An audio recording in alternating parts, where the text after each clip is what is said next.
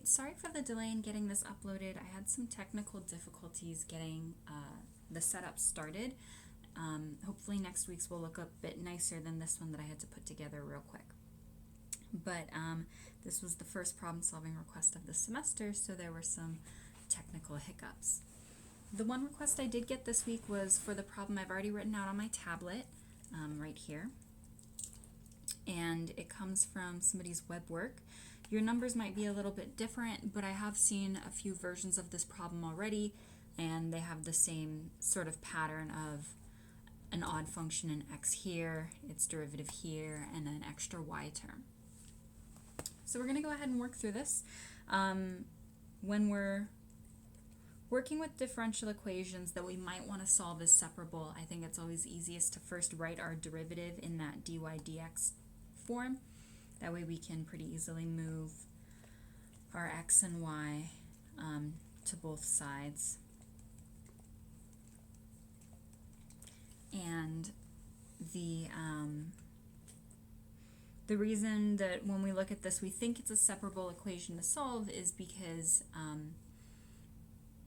it's easier if we do it like this.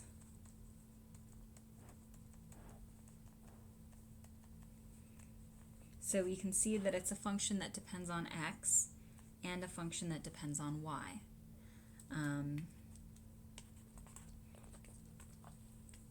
The functions are a little bit messy, but they are functions of x and y. This one we could also solve as linear now, but at the time I do think we were doing separable equations, so I'm going to continue that way. So our approach is always going to be to get all the y's on the left and all the x's on the right. So I go ahead and divide over the y that's on the right side, and then I move my dx over to be with everything else that's x on the right.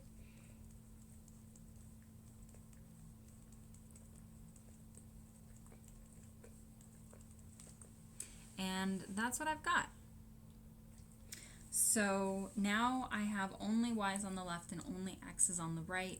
I have like one d term on each side, dy on the left, dx on the right, so I know that I can integrate on the left with respect to y and on the right with respect to x. On the left, this integral dy over y, if I'm integrating with respect to y, just 1 over y becomes natural log y, so it's an easier one. You could throw plus a constant, but I'm just going to put it on the right side when I'm done. If you do constants on both sides, you just have to make sure to combine them all at the end, but I don't feel like doing that. And then for integrating this whole thing that I have on the right, it looks messy, and if your first thought is to like try and distribute, you'll kind of get yourself into a mess. What's important to recognize here is that I have like a function, the 1/2 power square root, and then something that makes that function difficult to integrate inside, that 1 plus 3x cubed. So like if you were only integrating root x, that would be fine. But if you're asked to integrate this, suddenly that's difficult. And whenever that happens, we should check whatever causes problems for me inside, in my case this 1 plus 3x cubed, does the derivative of it appear outside the function? So for me, the derivative of 1 plus 3x cubed would just be like 9 x squared. And I see this x squared here, so I do start to think that, oh, I might be able to identify a derivative out here. When you see that messy thing inside a function and its derivative outside a function, that's your sign to be using u sub to integrate. So you always pick as u the thing that causes you problems, so that's my 1 plus 3x cubed. And then you compute the derivative. Du is the derivative dx. And then to do the u sub, you need to replace this quantity with du and the messy thing with u. So for me, 27 is 9 times 3. So I could go ahead and say, okay, if I pull this 3 halves out front, then I'm looking at 1 plus 3x cubed to the 1/2 times 9x squared dx. All I did was rearrange some stuff right there. I took the 27, broke it up into 3 and 9, and then I moved my 9x squared to be next to the dx to look more like the thing I wrote previously. Then in this case, I can go ahead and do the substitution. I take 1 plus 3x cubed and make it into just u to the 1/2, and then I can replace my 9x squared dx with that du.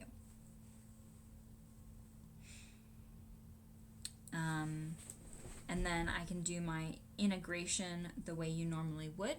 I go up 1 in my power, so 1/2 plus 1 is 3/2. And then I divide by whatever power I just came to. So 1 over 3/2 is 2/3. And I am going to have a constant. I don't want to forget about that. Those two kind of cancel out, and so I'm just left with u to the 3/2. But I always have to go back to my x variable when I'm done. So this is actually 1 plus 3x cubed to the 3/2 plus a constant. And that was equal to natural log y. So I've completed the integration. From here, I just need to get my solution y equals some stuff, and then I can go ahead and solve for my constant from my initial value problem. So I'm going to go ahead and copy this thing so we can move to the next page without me having to rewrite it for y'all. Okay, so that's where I was at, and we did all the messy calculus. Now we're going to do a little bit of messy algebra. And I need to have y equal to c times some function is the way that WebWork asked for this. So I know I need to isolate this y over here. I can't have natural log y, it has to be just y. The way I get rid of natural log is by taking e of whatever I have, and if I do something to the left side, I need to do it to the right side. So a lot of you have this knowledge that you're supposed to do e to natural log to get rid of it, and you'll be fine with getting just y on the left side, but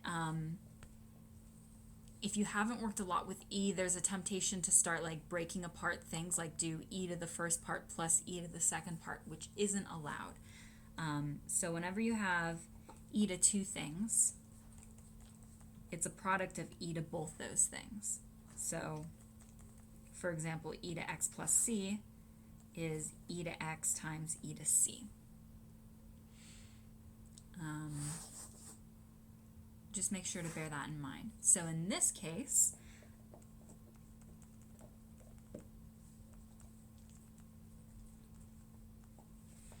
I would take everything that depends on x and then my e to c right there.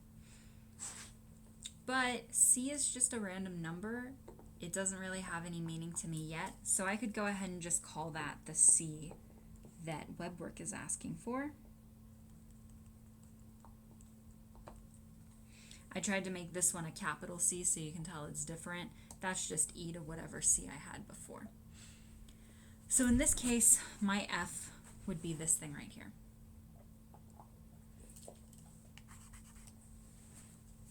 And then for our initial value problem, we just have to solve for c. We're told that y of 0 equals 4.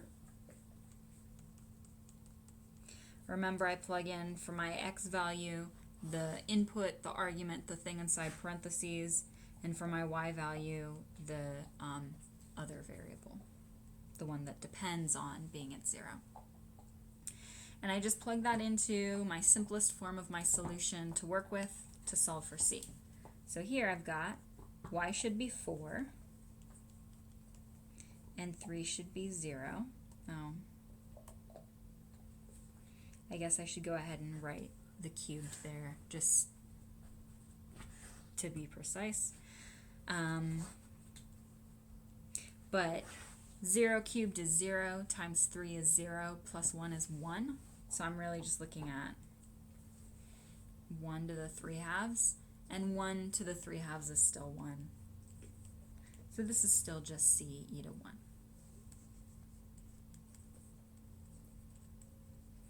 So for me, if I wanted to solve for c, I would have c is equal to 4 over e to 1, and then I would just go ahead and replace this value in my solution to get that that means y is 4 over e to 1, e to 1 plus 3x cubed to the 3/2. I'm sorry if my mic is picking up my dog eating a bone.